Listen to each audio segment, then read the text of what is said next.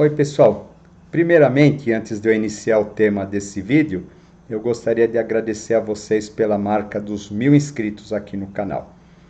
Esse canal ele começou como uma atividade para ser exercida durante a quarentena, e ele acabou tomando um vulto inesperado, que acabou me deixando muito feliz, e inclusive em fazer com que eu tenha oportunidade de compartilhar com vocês a minha experiência, aquilo que eu vim aprendendo durante essas décadas todas de caminhada, para que isso possa circular.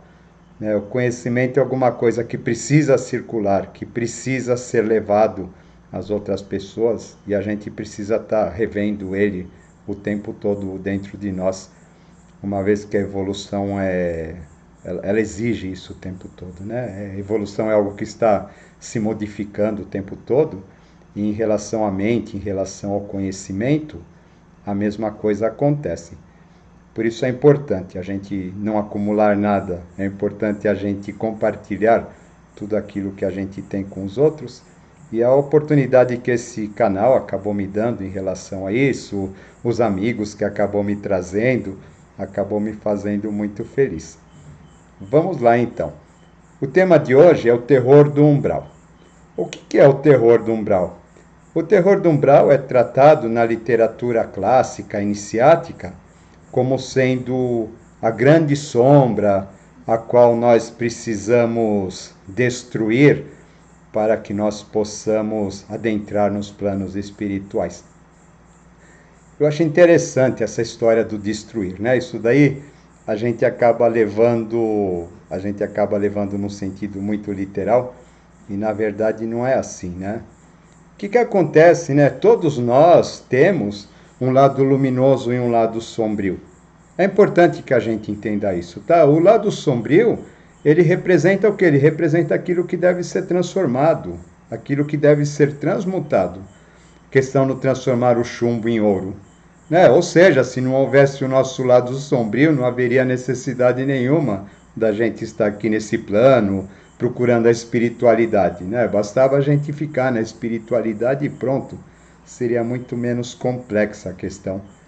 Mas, na verdade, muitas vezes as pessoas, eu percebo que elas começam num processo de iniciação, num processo de autoconhecimento, e o que elas querem, né? Elas querem ficar só com o lado bom, e o lado ruim varre para baixo do tapete, né? Ou então, assim, faz de conta que ele não existe, né? Oprime, deixa escondido em algum canto, né? E, na verdade, ela imagina que ela vai ficar alimentando o lado luz dela o tempo todo, que esse outro lado simplesmente ele vai deixar de existir, né? Ou ele vai acabar ficando pressionado, né? Vai ficar escondido por trás disso, né? Uma coisa que não acontece, né? Por dois motivos, né? Primeiro, a lei da polaridade. Para que a gente seja equilibrado, então imaginemos uma balança com dois pratos, e tudo que a gente põe de um lado tem que pôr do outro. Caso contrário, a balança ela entra em desequilíbrio, né? Nas nossas questões é a mesma coisa. O nosso lado sombrio, né? Nosso lado sombra, aquele lado que ninguém quer ver, ninguém quer olhar, na verdade, ele representa aquilo que a gente tem para trabalhar. Ele é basicamente a nossa missão de vida. As pessoas ficam muito preocupadas em qual que é a minha missão de vida perante o mundo, e qual que é a minha missão de vida perante eu mesma. Eu quero destruir a sombra do mundo e eu não faço nada com a minha. Né? A coisa não funciona assim, eu não entendo a minha sombra, para que ela vem, né? Ou então simplesmente eu pego ela e oprimo desesperadamente para que ninguém veja que ela existe, deixo ela trancafiada em algum canto oculto de mim mesmo, né? E só vou ficar mostrando o meu lado luminoso, o meu lado radiante, quando na verdade a questão não está aí. A questão toda insiste na gente iluminar essa sombra. E o que é iluminar? Iluminar é levar conhecimento para ela. Tá? Conhecimento não é informação.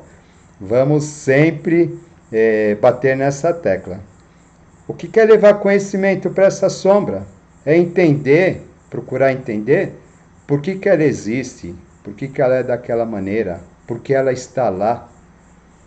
Qual a verdadeira função dela? Nada no universo existe sem que tenha uma função. Com esse nosso lado, a mesma coisa. A gente não pode simplesmente esquecer disso, colocar de lado como se não existe, coloca uma pedra em cima, e na verdade não resolver essas questões, porque essas questões são a razão da gente estar aqui. Portanto, volto a dizer, é extremamente importante que a gente perceba isso, e a partir do momento em que a gente começa a entender essa sombra, a gente começa a colocá-la, decifrá-la, a gente começa a levar luz para essa sombra. Ela vai deixar de existir? Não, não vai deixar de existir. Porém, uma vez que a gente entende qual que é a finalidade dela, qual que é a lição que ela está tentando fazer com que a gente aprenda, a gente, de certo modo, está transmutando isso. A gente está transformando essa sombra no nosso mestre, como a gente veio falando nos vídeos anteriores, e que o mestre, né, às vezes ele está onde a gente menos espera. Na grande maioria das vezes, o mestre ele está na sombra, que é a sombra que nos leva a nos questionar, a ver as nossas dificuldades, a ver tudo aquilo que a gente não quer ver na gente, ela acaba nos levando a tal ponto. Ela acaba sendo realmente um mestre, né? E é o sentido dela. Se a gente for entender, como eu já disse, que tudo tem um sentido na evolução, esse é o sentido dela. E a partir do momento em que a gente compreende isso, começa a trabalhar, começa a transmutar, a gente transforma a sombra numa grande aliada. A grande questão de tudo isso é que essa sombra, como já dissemos no vídeo anterior, ela é estruturada a partir de fatores não racionais. Aquele medo do nascimento, aquela necessidade de aceitação, aquela necessidade de sobrevivência. Tudo isso vai começar a estruturar uma personalidade na gente, ainda bebês, e essa personalidade, ela, conforme ela vai ganhando força, ela antecede o momento em que nós começamos a racionalizar e começamos a entender o valor exato das coisas. O que acaba acontecendo? Ela acaba tendo um grande poder sobre a nossa estrutura racional. É a partir dela que a gente começa a estruturar os conceitos de bom, ruim, de certo, errado, de bem e de mal. Sabe? De acordo com as nossas conveniências, de acordo com as nossas necessidades, de acordo com as nossas carências, com os nossos medos. Como eu já disse anteriormente, o nosso cérebro ele é alguma coisa autorreferente, então ele vai se estruturar, de maneira a garantir a própria sobrevivência, a garantir que ele sempre esteja certo. E uma vez que ele acredita que ele está certo, o mundo, à volta dele, começa a acontecer de maneira a provar que ele está certo. E assim vai sendo formada a estrutura do nosso ego. Sabe? O ego inferior, O ego inferior ele vai se formando a partir daí. Ocorre que num determinado momento em que nós nos propomos a iniciação, ou às vezes nem nos propomos, tá? Muitas vezes esse processo ele acontece em pessoas que não estão ligadas a colégios iniciáticos, não estão ligadas a grupos de autoconhecimento, e ele acaba acontecendo espontaneamente. É bom que a gente saiba isso, tá? O fato da gente entrar para um colégio iniciático, da gente ter determinados estudos, ele simplesmente, talvez eles nos dê ferramenta para que a gente possa lidar com isso, tá? Mas não necessariamente eles vão ser a solução de que a gente não passe por isso, sabe? Que a gente está, estou poupado disso, ou se eu vou passar por isso, eu vou passar conscientemente, etc. Porque essa passagem não é o mental concreto que realiza. Tá? O simbolismo das vendas nos olhos, das iniciações, as iniciações sendo feitas à noite, com capuz na cabeça, É exatamente essa questão. Quem realiza esse processo é aquilo que a gente conseguiu realizar dentro de nós. As nossas experiências, as nossas questões, tudo aquilo que a gente praticar, conforme a gente for praticando e conforme a gente for assimilando os valores, os conhecimentos, os aprendizados, que aquilo vai se transformando em parte intrínseca de cada um de nós, é essa parte intrínseca que vai ser testada. Por quê? Porque, como eu já disse, essa estrutura, ela não é, essa estrutura primeira, ela não é uma estrutura racional. Então, a gente vê um exemplo disso nas mitologias. As mitologias, elas tratam bastante a esse respeito. Por exemplo, a questão do Édipo e a Esfinge, né? A Esfinge não é nada mais do que a sombra dele, né? Ao mesmo tempo que ela é enigmática, né? Ela é maravilhosa, né? Só que a Esfinge, o que ela vai fazer? Ela vai colocar uma charada que não é racional para ser respondida. Aqueles que respondem dentro da racionalidade, eles acabam morrendo. A esfinge é imprevisível, ela vai lançar uma pergunta para a qual não existe uma resposta lógica aparente, né? Uma resposta racional aparente. Por que tudo isso? Né? A gente vem comentando, a gente tem uma mente mecânica, a nossa mente mecânica ela é estruturada a partir desses valores, a partir dessa questão toda, né, que a gente vem comentando no vídeo anterior e até nesse, mas a gente precisa desenvolver a chamada mente criativa. E a mente criativa, quando a gente desenvolve a mente criativa? A gente desenvolve a mente criativa quando todas as possibilidades racionais se esgotaram. Né? Eu costumo dizer, quando a gente tem um problema, o que é um problema? Né? Um problema é alguma coisa que para nós não tem solução. A gente só vai conseguir resolver o problema a partir do momento que a gente esgotou todas as soluções que a gente tem e vê que nenhuma delas dá certo. Isso vai fazer com que a gente acione a nossa mente criativa. E uma vez que a gente aciona a mente criativa, aí sim a gente entra em contato com o Criador. É bastante interessante isso. Não é possível entrar em contato com a nossa tríade superior a partir apenas da mente racional. A mente racional, como eu costumo dizer, muitas vezes ela acaba se transformando num obstaculizante. Às vezes eu atendo pessoas que as pessoas elas têm assim tantas informações,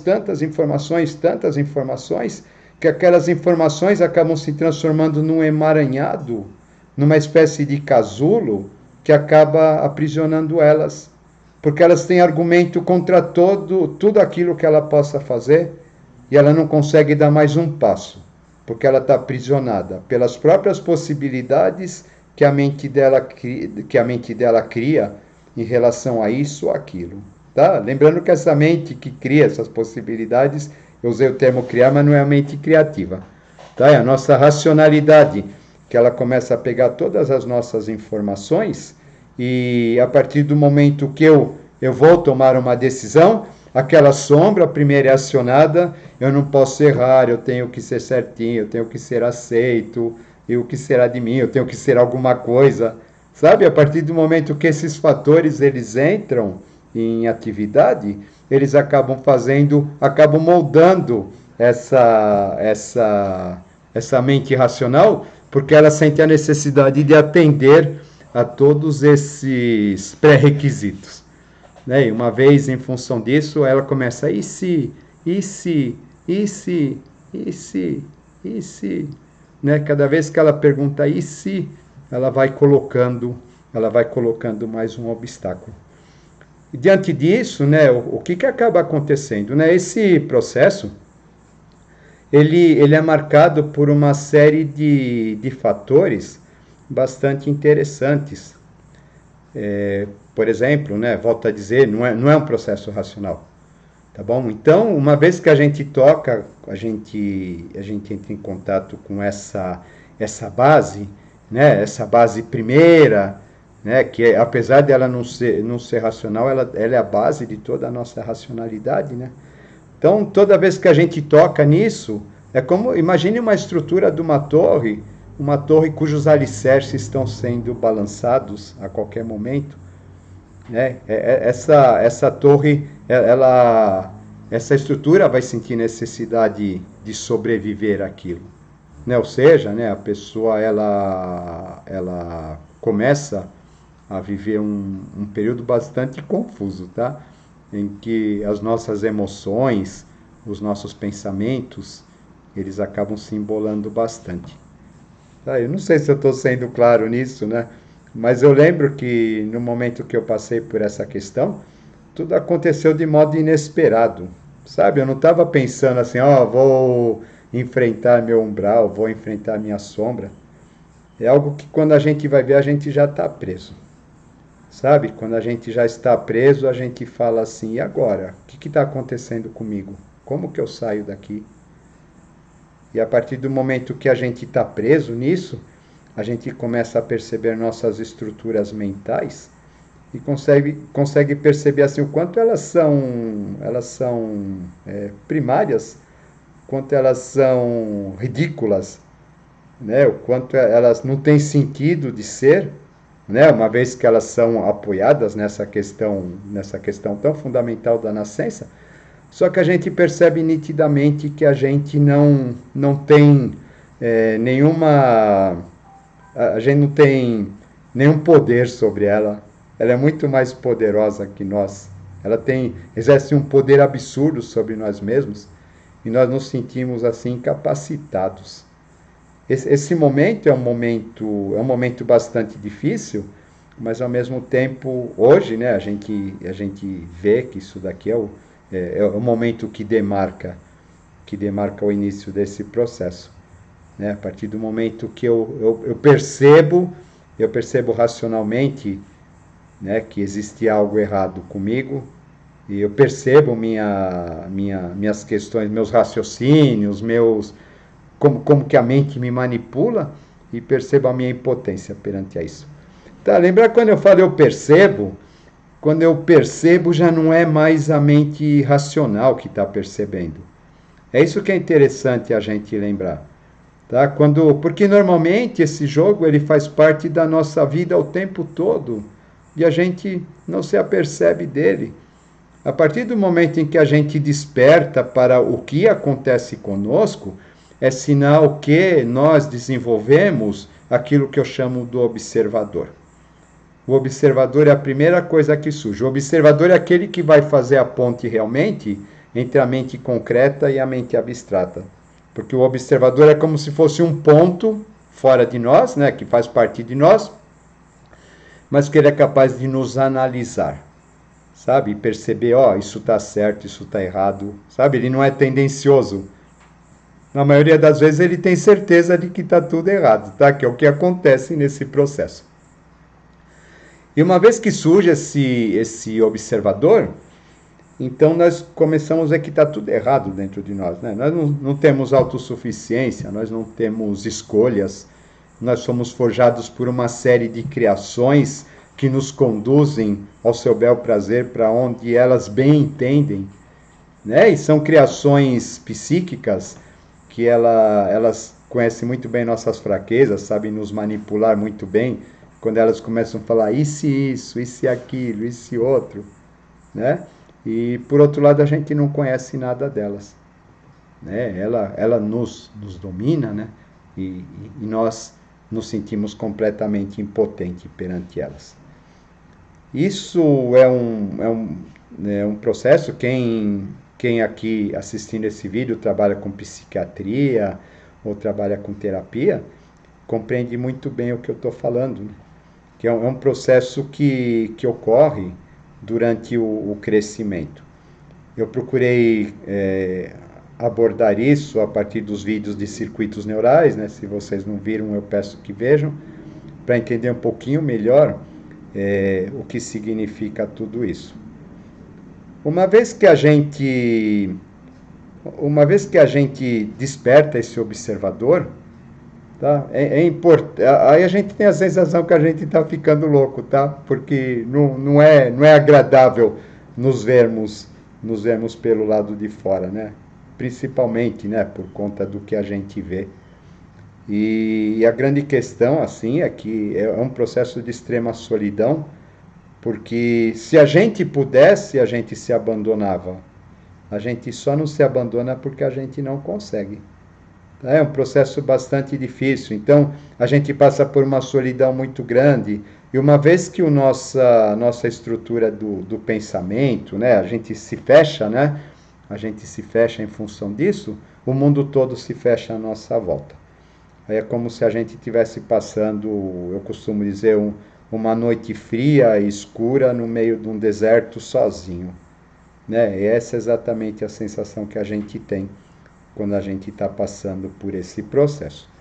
Muito hoje, né, a ciência acaba dando a isso o nome de depressão, síndrome do pânico, tá? Mas na verdade ela está se referindo a esse processo de maturação da nossa consciência que num momento ou outro seria importante que todos nós passássemos.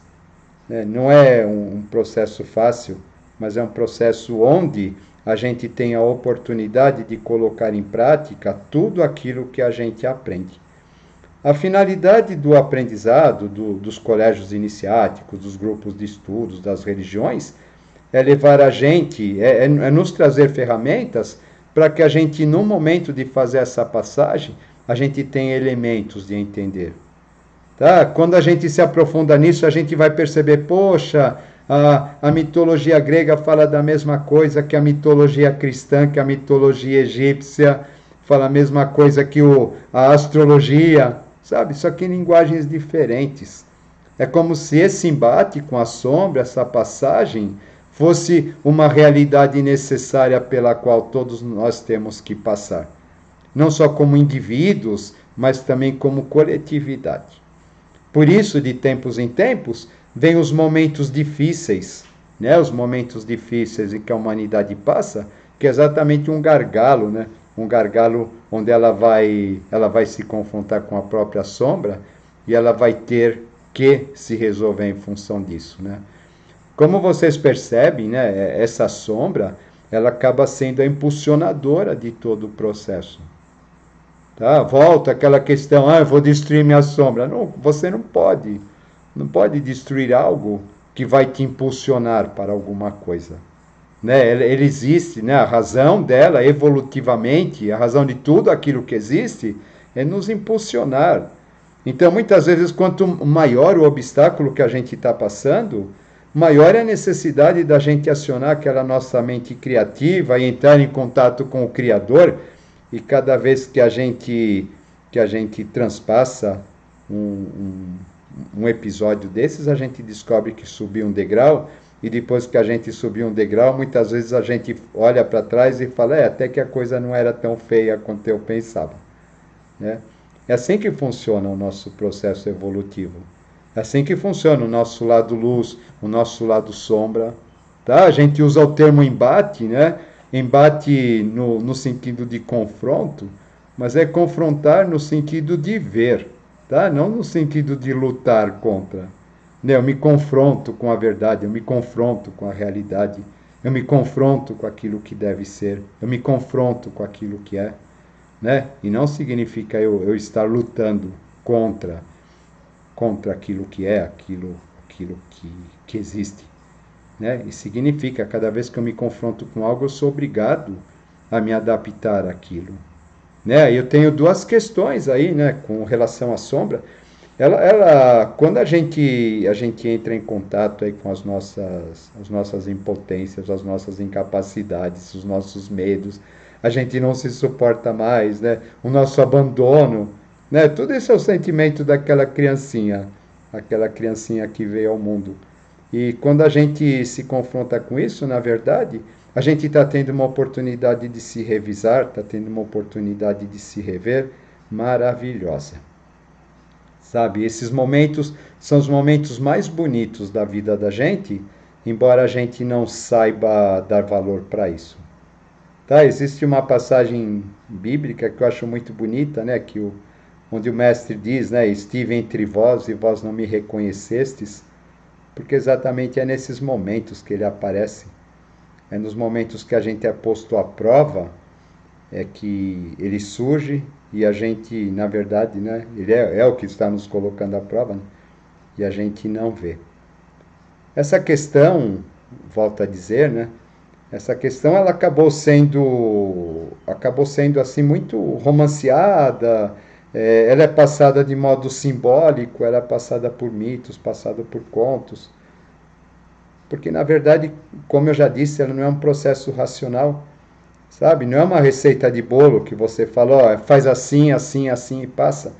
Para cada pessoa isso vai acontecer de uma maneira, para cada pessoa isso vai acontecer dentro de um processo, para cada pessoa isso vai acontecer dentro de um conflito.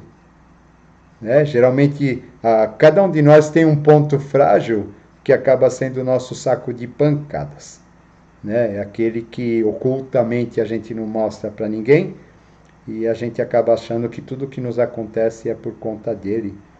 E na verdade não é nada disso. Né? Na verdade, ele está lá representando aquilo que a gente precisa olhar, aquilo que a gente precisa ver, aquilo que a gente precisa aceitar. Nas narrativas, né, as narrativas ocultas, o final delas não é com o bem vencendo o mal, né? O final delas é com o bem e o mal entre aspas, né? O bem e o mal se abraçando em fraternal compaixão. E é isso que a gente deve fazer com a nossa sombra. É interessante, né, importante que a gente compreenda isso.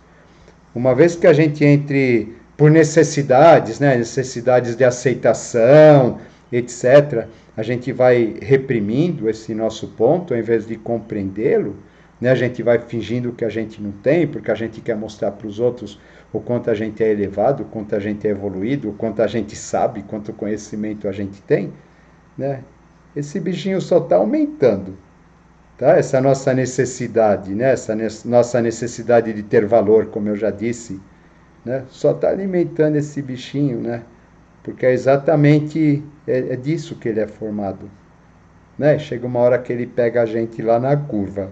Não é mais cedo ou é mais tarde, ele acaba nos pegando na curva. E é interessante, volto a dizer, né? Que a gente perceba isso, sabe? Existe a nossa maneira de agir em relação ao conhecimento, ela precisa ser repensada. Conhecimento não é alguma coisa que a gente acumula, conhecimento é algo que a gente assimila. Como a gente assimila? A gente assimila através das atitudes, né? Através de reflexões profundas, procurando colocar aquilo em prática, um pouquinho de cada vez, doses homeopáticas. Sabe? Não adianta querer fazer grandes transformações de uma hora para outra porque a gente não consegue. Porque esse pouquinho que a gente vai assimilando vai promovendo uma transformação na gente para que a gente, no momento em que houver esse embate, né, esse confronto com o nosso umbral, a gente saiba realmente o que fazer. Tá, isso daqui é mais ou menos como num sonho, né? No sonho, às vezes, a gente toma atitudes que não são racionais, que a gente não tomaria.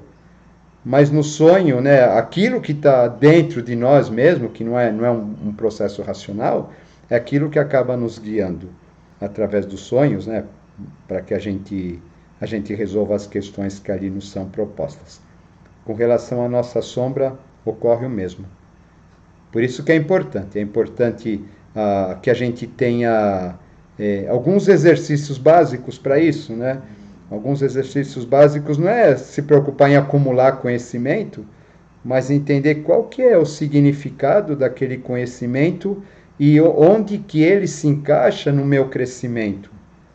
Onde ele me traz progresso, onde ele me traz sabedoria, onde ele me traz compaixão. Aliás, né, a questão da compaixão é impressionante, né, interessante, porque você vê que no fim a questão toda das duas polaridades que se abraçam em fraternal compaixão indica isso, né, que a compaixão ela deve ser estendida a tudo e a todos os seres, em todos os setores. Se a gente acha que alguma coisa está errada, aquilo lá tem uma razão de ser, aquilo me cutuca, aquilo me incomoda.